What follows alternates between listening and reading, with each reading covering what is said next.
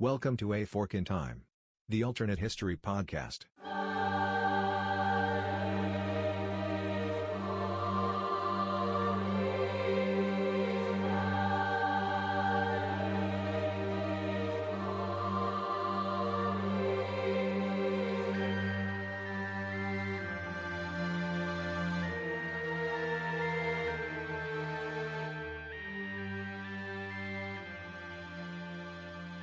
Welcome back to A Fork in Time, the alternate history podcast. Here we're taking the two-seated time machine today. It's Don here along with Alexis. And so we're going to go back in time, but we're going to set the dial. We're really just going to barely turn the dial back in the Wayback Machine. Is that correct, Alexis? Yeah, we're not going back very far. How far back are we going? Just over 100 years. Not quite 100 years, actually. Yeah, not quite 100 years. So in the relative scope of where we jump time-wise, that's not as far as we've certainly jumped back before. But distance-wise, where are we heading? About 6,000 miles to our east. 6,000 miles to our east. And I bet there's a couple of our regular listeners out there who've already guessed where we might end up landing. Where might that be? We're going to Britain again. Going to Britain again. Actually, this is somewhat inspired by the episode that I recorded and we recently released here talking about what would have happened for the Battle of the Atlantic. And I alluded to a character. Is that the right word we want to use? Character? A personage? He's a character. He's a character. A character in English history, a British history, history of the United Kingdom. Again, I sometimes confuse all those things in my head, even though I do actually know how that works together. But going back to, in this case, a little bit before 1836. Not 1836, let's go 1936. Yes. So what happens in 1936 in the United Kingdom? So that year actually has a pretty special moniker in that it is called the Year of Three Kings because we have an abdication. So who abdicates? That would be Edward VIII. Yeah, and it's sort of known he abdicated for... A woman. Or he abdicated for love, Alexis. Yes. So he gave up his throne. He was the king. He gave up his throne for, obviously, someone of Helen of Troy-esque fame and beauty. Some people might say so. Yeah, but actually, in reality, an American divorcee from Baltimore, I think, is the correct description, right? Twice divorced. Twice divorced. Ooh, even more scandalous. Once was scandalous enough in 1936, right? But twice. Twice, there you go. So her being a Wallis Simpson, of course. So what we're going to talk about today is we're going to go down the historical what if. And I think that what if you've actually chosen, because it will lead to the more obvious what if or assumption here, is what would have happened if Edward, styled as Edward the Eighth, had not met Wallis Simpson. Yes. And thus would not have fallen in love in a relationship that he couldn't really or shouldn't really have. And as a result, never had to abdicate the throne. But the fork in time that we're going to select on is not that he doesn't abdicate. That's a flow out of the fork of time. We're actually going to use what is going to be our fork. Our fork in time is they actually meet in 1931. We're going a little further back than 36. Our fork in time is that the future Edward VIII in 1931 never meets this woman named Wallis Simpson. All right, and we'll see where that leads us. And we will see where that leads us after we take this little pause to have a word from somebody who helps make the podcast possible. Would groceries delivered to you in as fast as 1 hour save you a trip to the store? Instacart makes that possible thanks to personal shoppers in your area who hand-select items based on your preferences from the stores you love. And shopping multiple stores is possible on a single order. Instacart picks the freshest produce and even keeps your eggs safe, all while finding everything you usually buy, providing smart suggestions for new items, and even highlighting deals to help you save money. And now you get free delivery on your first order over $35. Let Instacart know we sent you and help support our show by following the link in the show notes. Instacart. Groceries delivered in as fast as 1 hour. Welcome back to A Fork in Time, the alternate history podcast. Before we took the break there, we were setting things up for today's trip back in time, a short distance, and distance, actually not a far distance, Alexis. So remind our listeners again where we're going back to today. We're going back to the United Kingdom. It is the United Kingdom. Off podcast, Dad stumped me. Because, fun fact, it actually becomes the United Kingdom twice. Yeah, I understand the difference between Great Britain and the United Kingdom. Yes. But the quick little, I was trying to place when that happened. It actually, the United Kingdom as we know it now was actually not until 1922. Yes. When it changed because it became the United Kingdom of Great Britain and Northern Ireland. Well, in 1801, they had become one political union with Great Britain and Ireland yeah. before the split there. So, in addition to what we'll talk about today for the historical what if for our fork in time, you also picked up interesting British, English, United Kingdom cocktail party knowledge. Exactly. You know. You picked up trivia knowledge that someday on Jeopardy or in a bar may earn you something. So, again, we're going back to 1931. I also keep wanting to say 18 for some reason. It's going back a ways, but not that far. Back to 1931. Again, our point of departure is that two people never meet. Mm-hmm. And those two people are whom? Edward VIII, the future Edward VIII. He's not Edward VIII at this point, and Wallis Simpson. All right. So, as we were setting things up, what do we always do here on A Fork in Time? We got to talk about the what did. We talk about the what did before we talk about the what if. In fact, I'm thinking about changing the subtitle of the podcast to A Fork in Time, the what did and the what if podcast, perhaps. But that's all about what alternate history is or what counterfactuals are about. Remember, counterfactuals are designed to help you better understand the what did because you look at the what if.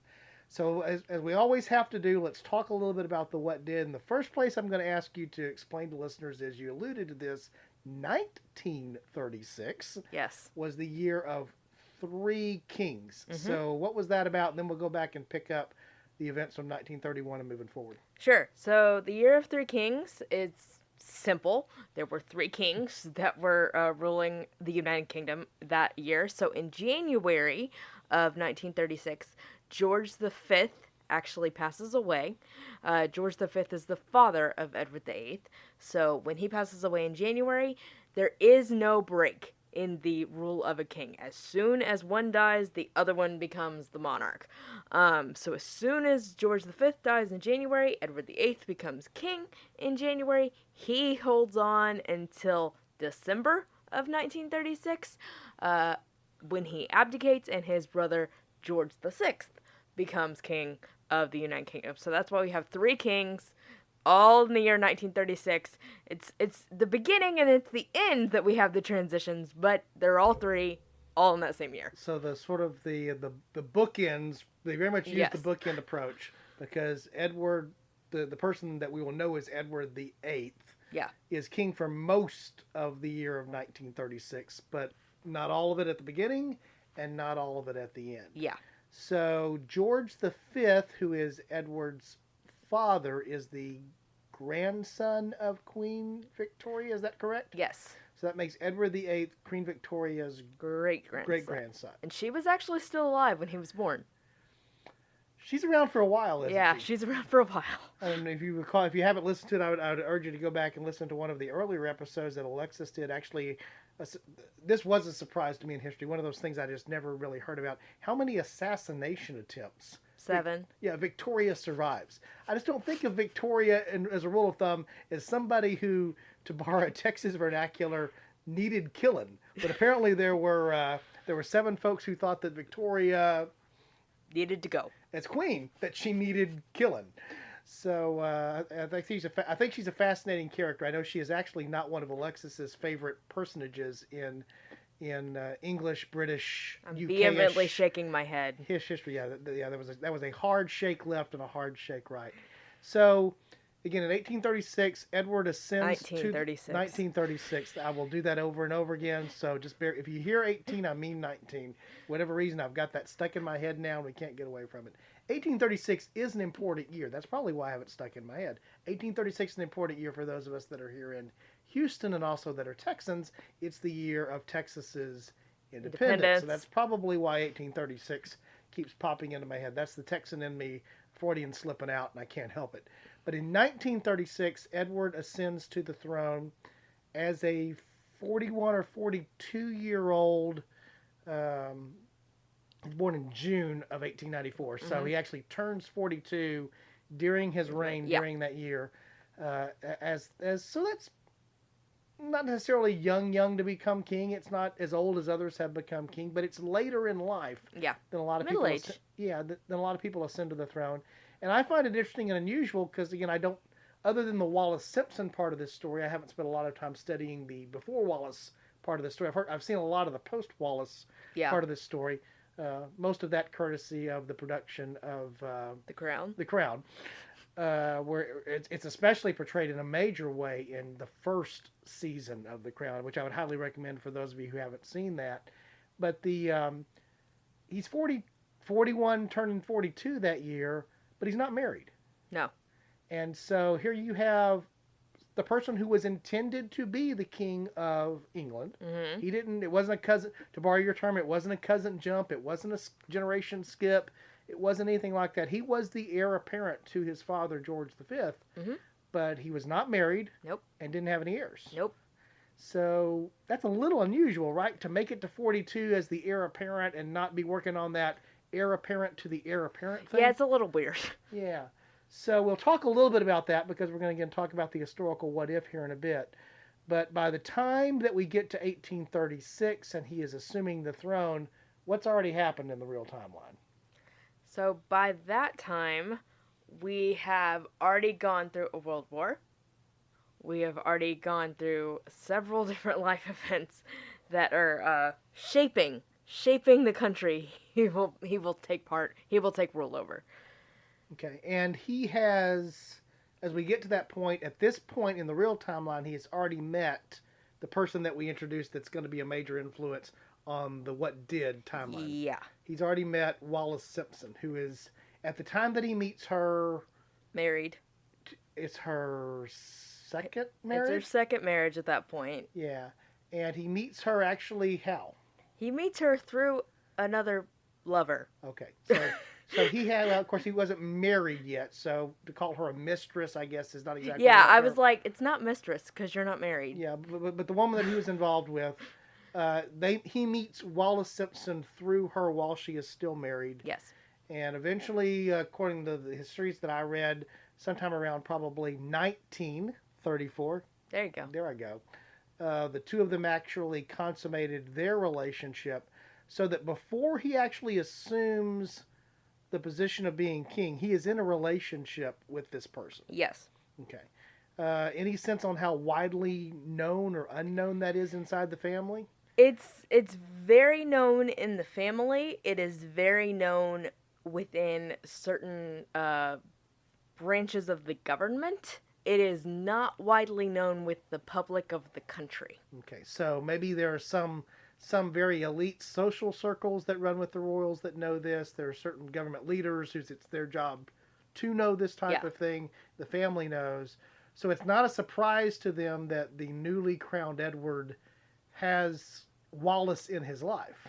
Correct, yeah. And just as a little bit of a side note and a little bit of a backtrack, you might be wondering how this woman from Pennsylvania, Baltimore, ended up even over in London. She was married to a expat who ended up in London. So that's how she's there in the first place. Okay. Now, clearly at this time, with the mores and sensibilities of the 1930s, it's true even today. This was scandalous for the British Crown with respect to Charles's divorce from Diana, which has been in more recent time. Right. So and his subsequent second marriage. Correct. So consequently, in fact, there's some question about whether he would ever be or could ever be king as a result of that. We won't chase that rabbit. We'll let that little woodland creature find its way into the brush. But certainly in 1936, the expectation is if he intends to be king, what is he going to do? He is going to find a virginal, English, aristocratic girl.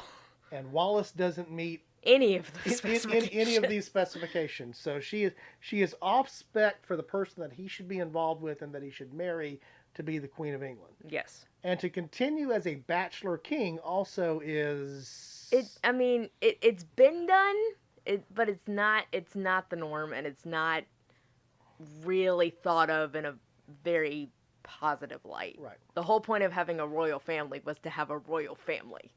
Right.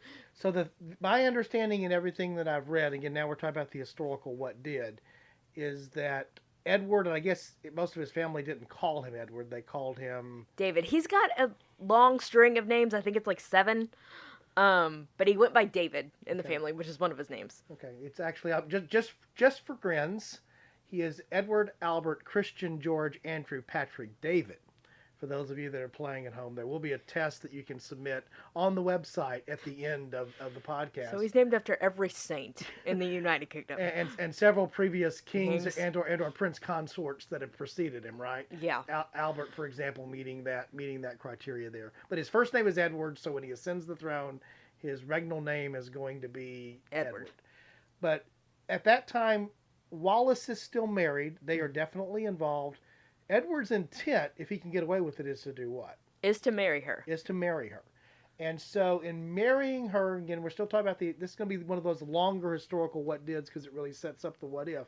If he did marry her, essentially what are the possible outcomes that would happen? We know what the actual outcome was. What are some of the other possible outcomes? Yeah, so obviously we know the most possible outcome is the outcome that actually does happen, which we'll get to. Another one, which was bandied about, and it was actually supported by Wallis, was that she would become what was called a morganic wife. So basically, she would just be a wife that had no titles, had no rights within the family, was just kind of there supporting him, but wasn't part of the overall establishment, so that he didn't lose any of the prestige in any of the roles that he was supposed to be fulfilling. It was like, I'll marry you, but I'll basically just kind of be in the background and not rock the boat. So under that, had that scenario happened before in English history?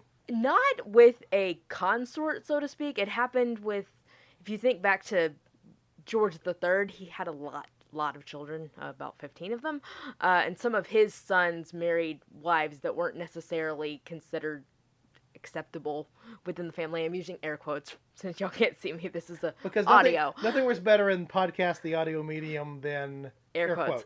Yeah, so there were some unacceptable marriages within the family, and so it was like, you can marry them, but we're not going to give them a title. We're not going to give them maybe the rights that would be necessarily bestowed on those wives, but you can marry them. It's fine. Okay. So, not with a consort, but there was a little bit of a precedent for it. So under that, and this is sort of new to me, so I'm going to play the role of the listener here, because it's probably new to some of our listeners as well. Not all of our listeners. We have some really, really, really sharp listeners. We know that. We interact with them, and we love interacting with them.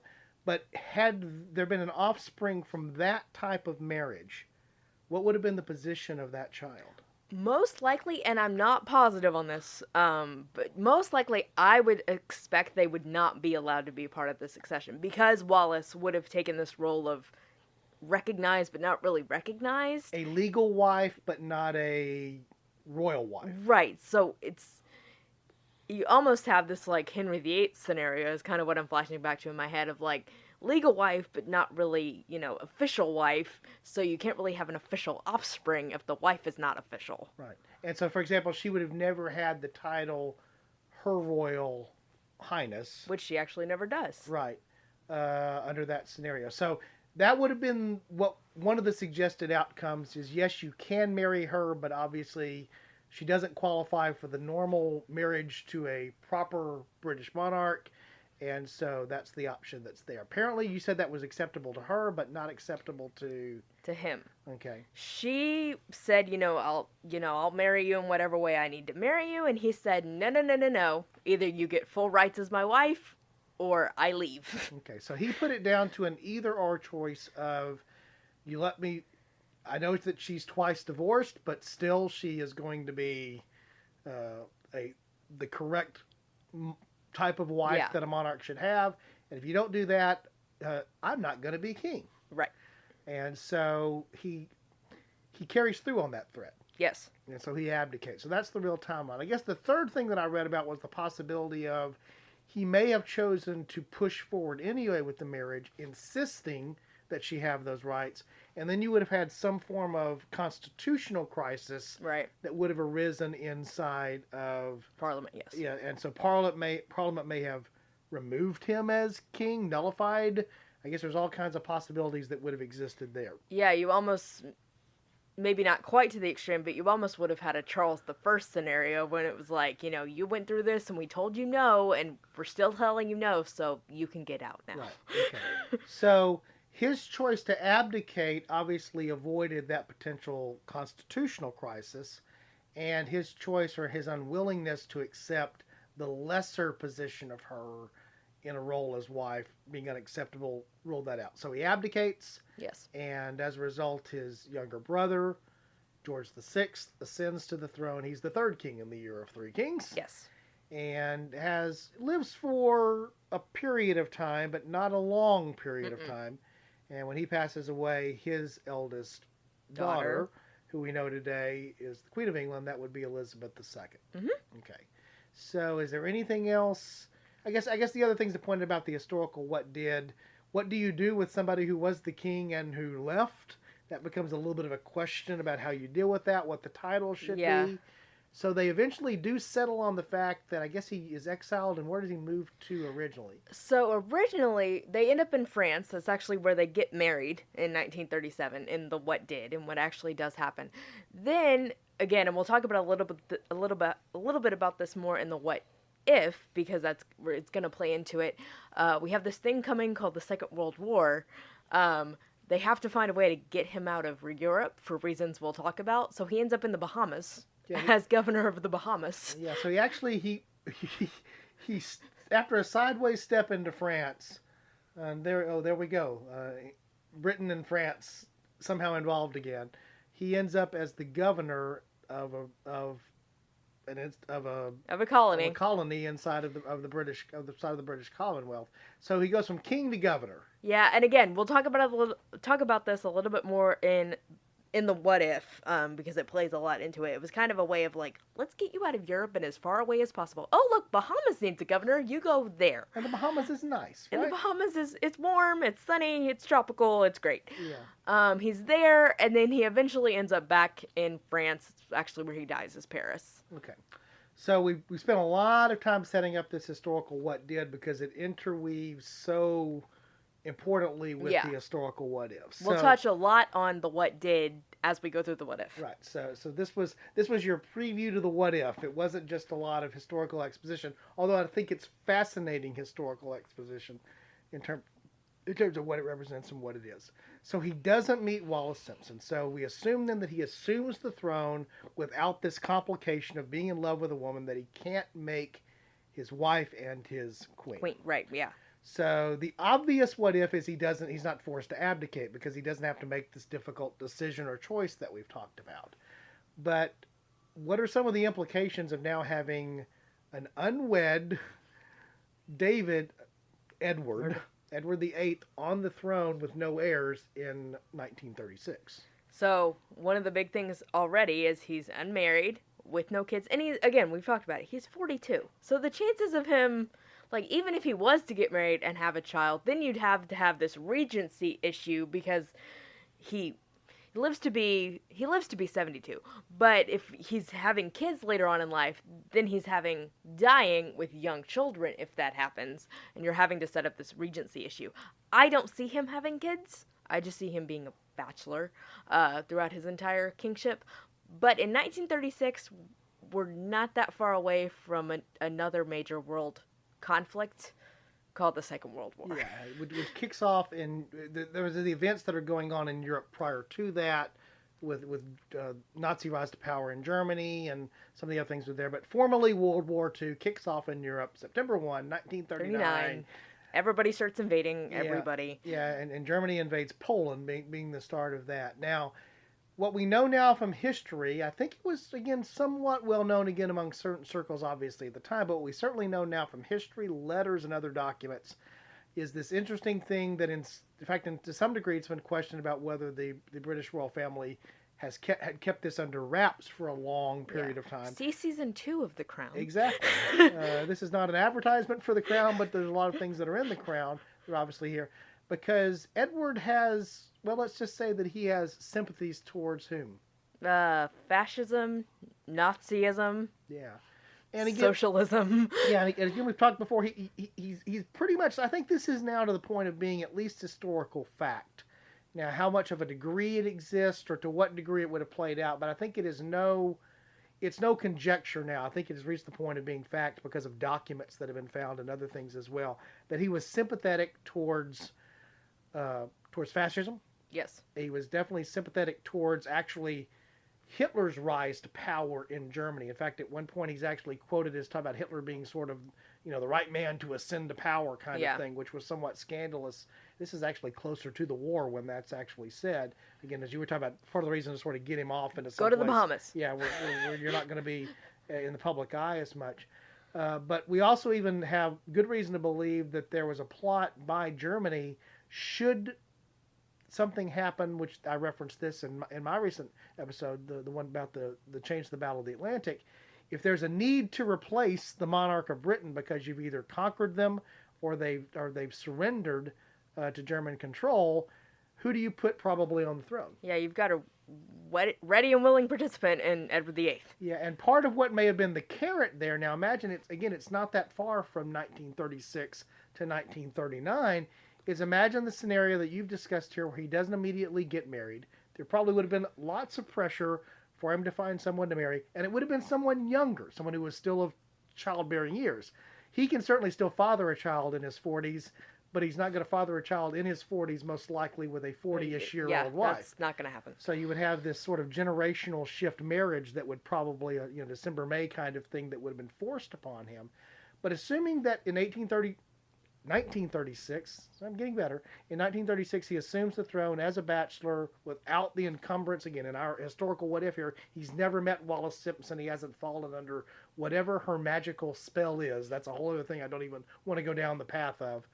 Is he doesn't have that as an encumbrance, but perhaps by 1938, 1939, as things are moving towards this conflict, there's a chance for what's happening there. Perhaps he actually asserts himself, or if at some point, let's say Germany did seize control of, without going to all the possibilities for how that would be, I think there are two broad possibilities. Yeah. Britain falls or Britain surrenders.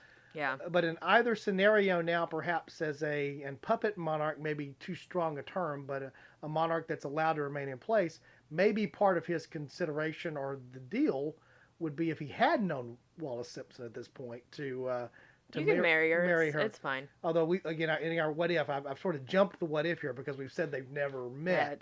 But I think that would be one of the considerations that would have happened in the real timeline, in the sense that not only can you be king, but you can be king with the person you want at your side. Your side, and it would be okay. But again, that's jumping to a whole other what if.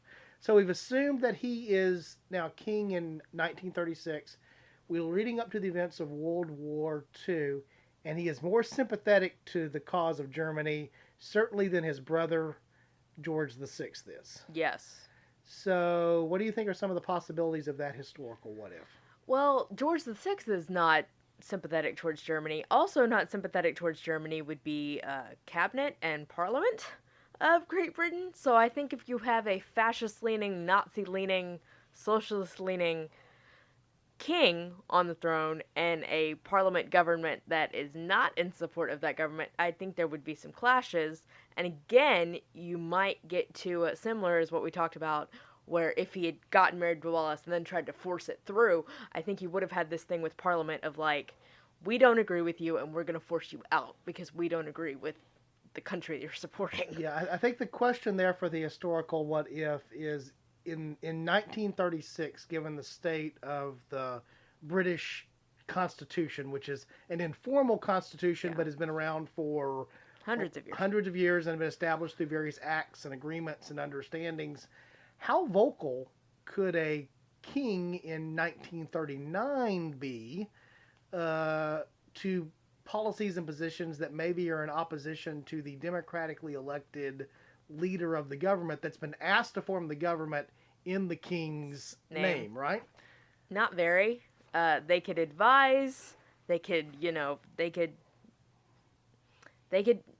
advice and be privy to that information and share their opinions in private with the prime minister. But it was very much prime minister and cabinet were doing what they thought was best with the support of the people who had voted for them. So one of the questions that I have, and I don't know the answer to this, I don't know what your answer is to this, because we didn't talk about this off podcast, but given what we know about the situation as it related to Wallis and his willingness to stand by what he believed or thought or felt, do you think there's any possibility that under that scenario, the whole "you need to be quiet, Your Highness," could have maybe been broken, where he would have said things or done things perhaps with some intent to undermine the government or to sway the government through public opinion if he felt like he wasn't getting that through the private advice channel? I think so. I think him being told just be quiet and mind your business wouldn't have floated very well. Yeah, one of the concepts that's intriguing to me, in fact, it perhaps would make a great alternative history novel, is this idea of his sympathies towards Germany and towards the Nazi cause, and especially towards fascism. I think he was in favor of like Nazi atrocities. I don't want to suggest that, by the way, but that he had a fondness for this authoritative fascist form of government and governance. Yeah, is that imagine the scenario where he's king, but he is so enamored or willing to try to promote the success of the rise of a fascist Nazi Germany that he's the king who's also the spy. And so he's passing perhaps state secrets or information that should not be passed, that the king is privy to, even though it's not a functional monarch in that sense of, ruling. It is a monarch that's engaged and is familiar with the element of government. Imagine that you have Edward as the saboteur or the ultimate spy. The king of the enemy is your friend, and he's passing information. Imagine that scenario. If somebody's out there who's a writer and you want to steal that, I'll just take half the royalties from the book. Just give me the credit for that. But if you can imagine that as part of the what if scenario, how would this have played out with somebody who had those leanings and those tendencies, put in a position where maybe he can't be as vocal as he would like to be, or if he is vocal, that creates problems. Yeah. But if he can, I can't be vocal about it, but that doesn't mean I can do some stuff under the table. Yeah. And ultimately at the end, if the government falls, the elected government falls, and we end up falling to Germany, and I happen to end up still being king under that scenario, okay. I'm okay with that. That may seem like an extreme position, but again, some of the things that we've learned looking back through history is that he was very, very, very sympathetic to this. So that's one of the things that immediately jumps to mind. Yes. What else are some of the possible what-if scenarios? So another what-if scenario that, again, we kind of touched on, and we've touched on several times with this whole he was a bachelor, he had no kids thing, is I think people, and I'm even guilty of this sometimes, is I kind of pigeonhole things where it's like, oh, if he stayed on the throne, we have no Elizabeth II. That's not true. The way the succession went, it was Edward VIII, his brother George VI, and then his oldest daughter. He only had 2 kids. They were both daughters, Elizabeth II. So I think there are 2 things that I want to get into. We'll talk about the first thing first. First of all, I think you have George VI not dying in 1952. I think it's been very well documented. I think it's pretty much accepted as fact at this point that the only reason George VI dies in 1952 is because of the stress that unexpectedly and automatically becoming king at the end of 1936, and then 3 years later we have the outbreak of war in 1939. I think that exacerbated those health problems, and it ultimately killed him.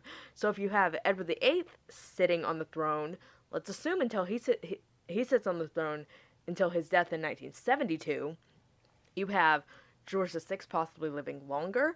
You have his daughter Elizabeth II, who will eventually become queen at some point, being able to live her life longer.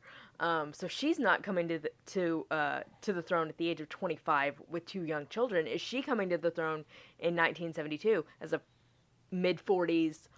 All 4 of her kids have been born at this point as a much more settled young woman, young mother, young wife than this very 25, very new to a public role scenario that we had. So again, the scenario might be there. You change who was king during the Second World War, and again, assuming the same outcome for the Second let's World assume War. that Right. but you don't change who the current monarch is, and in fact, you still have a variant of I guess it's the cousin jump. It's the niece jump Yeah, in it's this the niece case jump. that actually happens here. And so there's still Elizabeth II on the throne today, but she would not have been on the throne for as long as she has been now, or I guess she now officially is the She is the longest, yeah. longest reigning monarch. She passed Victoria. Yeah, and you were happy about that. I was very happy about Yeah, that. anything that knocks Victoria off the top of the list. She is the only monarch to have celebrated a sapphire jubilee. That is 65. Wow. So there you go. So under that scenario, again, it's one of these things we often talk about where history changes, but history also can remain The same. I think we wouldn't have had a George VI. I think we would have gone straight from Edward VIII to Elizabeth II, because you have Edward VIII living longer. But yeah, ultimately history becomes the same. We still have Elizabeth II on the throne. Yeah. Or the alternative being, as you pointed out, assuming that he was persuaded that you're the king, one of your responsibilities is to produce an heir.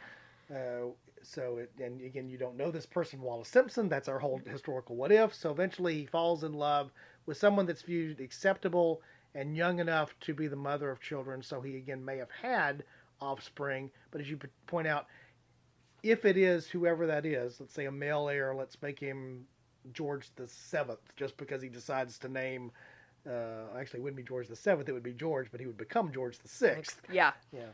See, I'm learning how this monarchy thing works. Is that would have been as Elizabeth was a young ascending monarch, Edward's heir born in a different way would have been a young monarch, as you said, maybe even so much so that it would have been a regency situation and not a direct being old enough to assume the monarchy. Certainly between let's say by 1839, 1840, particularly with the war going on, he's compelled to marry to give more of the standard image for the people of what they would expect in a king. So 1841-ish, let's say he has the child that becomes the heir, so that by the time we get around to 1972, assuming that he lives the same long life, although the nature of a lot of positions of authority is it does tend to shorten your life. But so then he has a 30-ish year old monarch, which is not as old. So the two possibilities you're suggesting is you still may have had Elizabeth just coming to the throne through a different means, at a different time, sort of with a different background, or you potentially, depending upon when and if he gets married, has offspring, and how old they are, you could end up with a regency situation or a young king now. So we could have a young British king in the hip 70s, man. You know, you can have a disco king if you're not careful there before it's all said. That's an image. Again, Disco King, by the way, if those of you want to write Disco King the novel, again, you can just give me credit for that moving forward. What other potential adjustments in the what if, Lex? So speaking of Elizabeth II coming to the throne a little bit later, again, I mentioned she was 25, 2 young children. She comes to the throne in 52. She has a 4-year-old and a 2-year-old. Her other 2 children are born 10 years later while she's sitting on the throne. She was very, very new in her marriage, and her husband, Philip, had been a naval captain, and so he was very used to having this independent life. Again, this is not an advertisement for the crown, but it provides a lot of context. You see in the first season of the crown them struggling with their marriage because it's suddenly like, you're my wife, but now you're my queen. It's weird. But I think if you give Elizabeth that time to become more settled, become a wife, become a mother, it grounds her, and she doesn't have to go through those growing pains as much at the beginning of her reign, because she's had that time to kind of figure out who she is before becoming Elizabeth. Because you kind of, it's alluded to, and you kind of have this thing of, when she becomes queen, Elizabeth doesn't exist. You're the queen. You're not Elizabeth. I think if she's able to find her identity as Elizabeth and then become the queen, it puts a little bit more stability there. Okay, I think that's an interesting thing to think about, is that you end up with the same person, but you end up with a different person, if that makes any sense. Yeah, exactly. It's the same individual, but perhaps their personality is shaped in a slightly different way. By the way, because apparently we're going to reference every modern movie made about the British monarchy here recently. I could also recommend thinking about the issue of Elizabeth's father, George the Sixth. Yeah, go watch The King's Speech. The King's Speech will give you a little bit of insight into what Alexis is talking about in terms of the pressures of becoming king, because he had a stutter. Yeah. Severe stutter. Yeah, and so the whole point there is that one of the things you don't want to have in a monarch is someone who can't speak or deliver the type of speech that would be inspiring because of a speech impediment. It's a natural speech impediment, and that speech is all about overcoming that to be able to deliver that. So we've recommended lots of media here, but lots of good media in the process. It provides a lot of context because this is a very interesting part of British history for sure. And now, because I really hadn't thought about this whole Edward as spy thing, but now my brain is sort of fixated on that. Imagine the scenario where during the war he is giving secrets to Germany, but not so much so that he's able to alter the course of the war. Most historians will tell you there were a number of factors that led to Germany's defeat. One of them being too many things were stacked against them in terms of resources and production capabilities, and the instability of their leader and other types of things obviously is a part of that. But that eventually, sort of just by the brute force of the forces that exist, economic and political and otherwise, that Germany losing the war is inevitable for Germany. Right. And so that probably doesn't change even if you have a traitor king in the form of Edward VIII. But what happens, imagine this what-if scenario. This is just for funsies now. Imagine that he goes through the war as king, but it's discovered after the war that he's guilty as things unfold because of documents that are found, records that are found. So shortly after the war, say in 1946, 1947, you have what becomes very apparent to British intelligence and to the British government that your king during the war was betraying your country. I'm just going to ask this question. This is totally, we didn't talk about this off podcast. I'm bringing it here. Can you imagine a scenario where the king is removed essentially for war crimes or treason? But war crimes in particular because of what it meant to sympathize with the Nazis and the things that they did in terms of the extermination of the Jews and the other things that were the heinous acts of Nazi Germany. Can you imagine a scenario where Parliament seeks to remove the king because the king is guilty of, I guess the American term I think of here is treason. Yeah. That he's guilty of treason or high crimes against the state or war crimes in the bigger sense, crimes against humanity. I actually can. In fact, that's, again, I think I've mentioned it before in this episode, but it reminds me of Charles I. He's removed for treason. So I could totally see if it's discovered by Parliament that Edward VIII has been, passing along government secrets this whole time to try and get Germany to win the war. If Germany loses, which I'm going to assume still happens, Germany loses, but you have Parliament finding this out, it's like, okay, we're getting you out of here. And not only are we getting you out of here, because we've taken you off your throne, you are now a normal citizen, and we can try you for treason, war crimes, whatever you want to call it.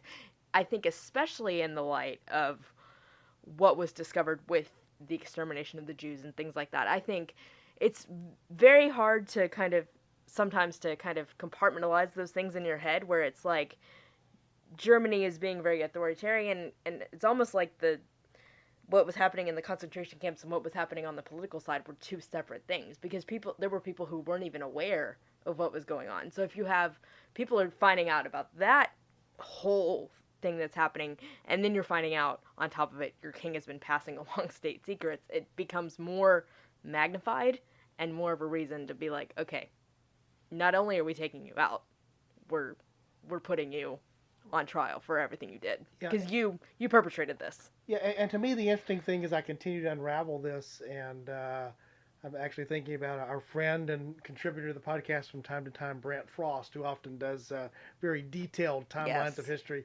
Maybe this is a novel idea that you can pick up on, Brant, when you write your historical novel. But what I was thinking about there, the other impact of that's obvious. That's a huge story. That's a massive global thing that would happen. The King of England is on trial for treason and war crimes and these types of things. But now we're into the context of what has happened after World War II, as there begins to be this, and this happens during Elizabeth and certainly happens much later. The question starts to arise in Great Britain of, do we still need the monarchy?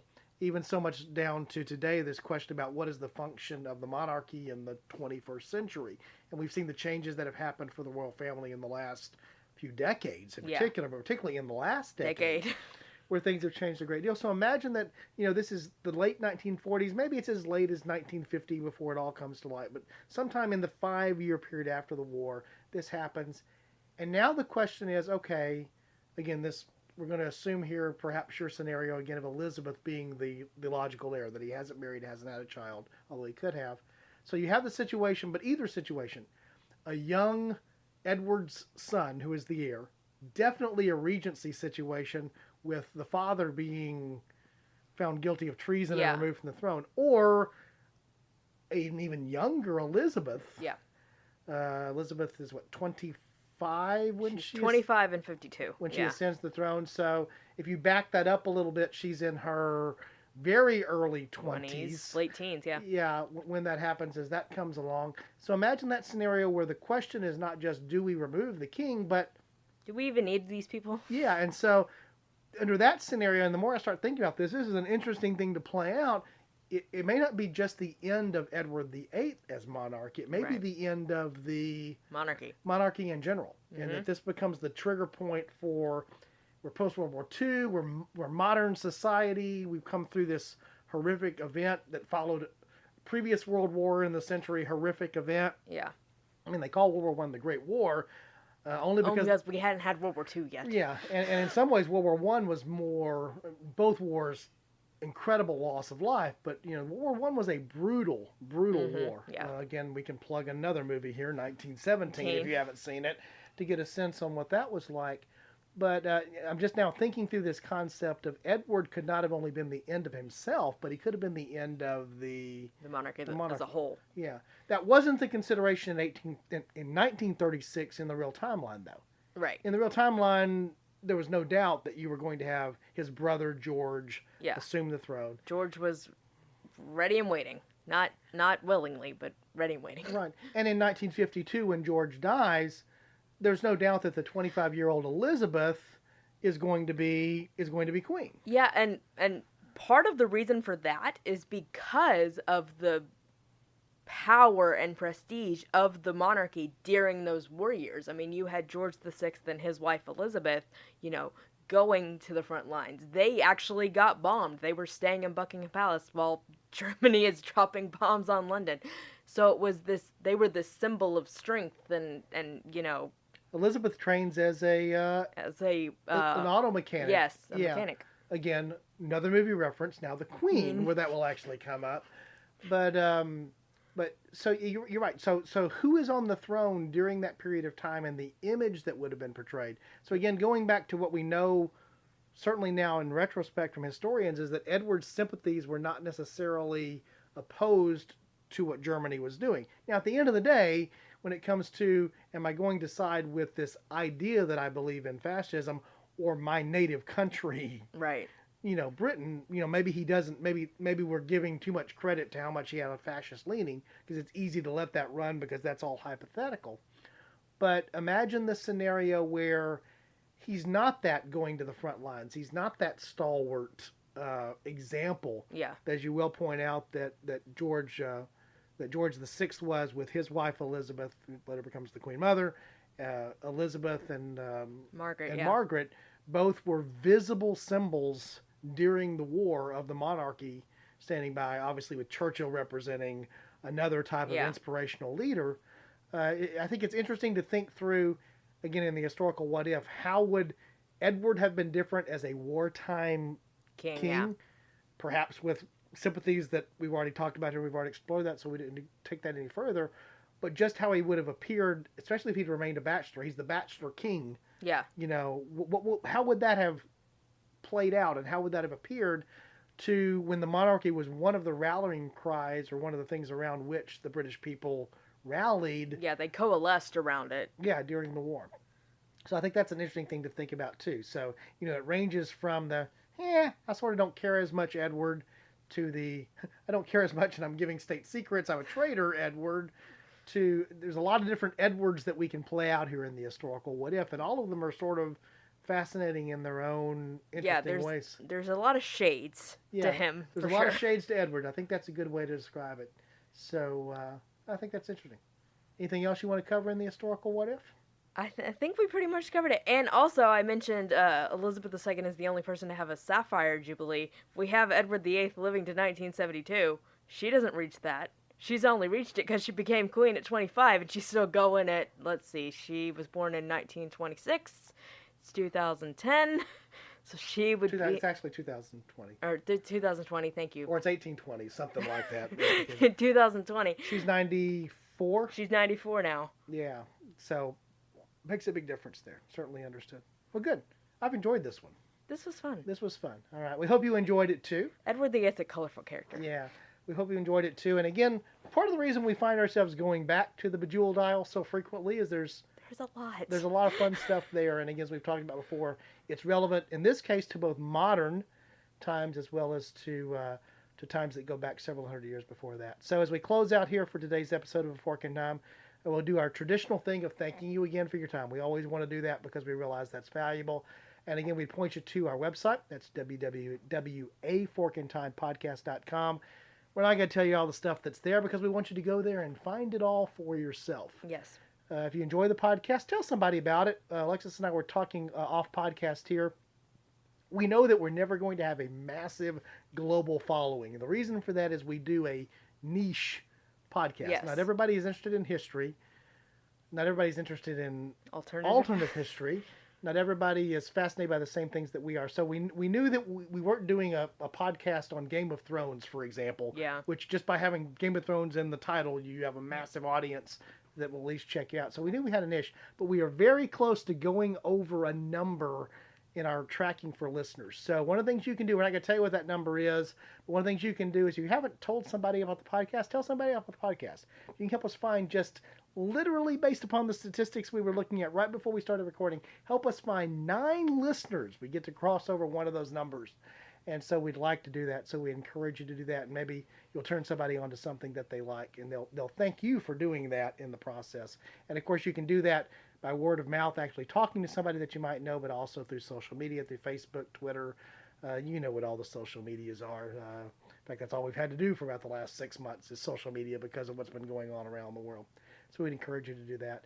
And of course, you can also find there on our podcast website information about how you can support the podcast via Patreon if you're so inclined and are able to support us financially. We'd appreciate that. We didn't do this to make money, but it does help defer the cost, and we appreciate you doing that.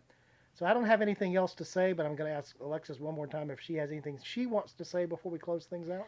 I mean, I just want to say baseball season starts tonight, so I think we do have to end with our Yogi Berra adage. Okay, fair enough. For those of you in the United States, you know what baseball is. For those of you around the globe, many of you do as well, I know. But we're recording on the Friday night that represents here in Houston the start of the Major League Baseball season. Not the normal baseball season, but the one we get for 2020. Yeah, the shortened 60-game season that we get here tonight, and I'm looking forward to that. And Alexis is home this weekend, which is why we're doing the recording today of this and probably some additional episodes as well. But as she points out, we sort of borrowed what we've adapted as our sort of theme and closeout for the show, which is the famed, I hate to say this, New York Yankee. The famed New York Yankee catcher, played other positions as well, but catcher Yogi Berra once made a comment that we've adapted there. And what we say is if you happen to, he said if you encounter a fork in the road, take it. And so we've adapted that to say if you encounter a fork in time, what should you do, Lex? Take it. Take it. Thanks for joining us, guys. Hope you join us again next time. Thanks.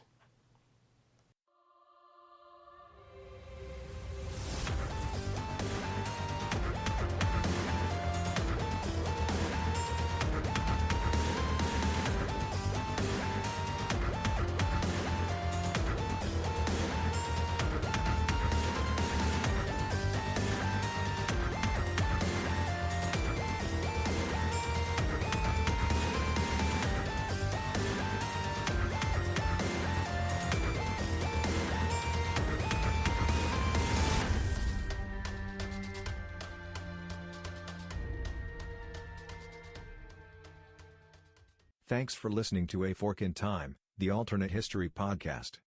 Learn more about the podcast at www.aforkintimepodcast.com. Join us next time.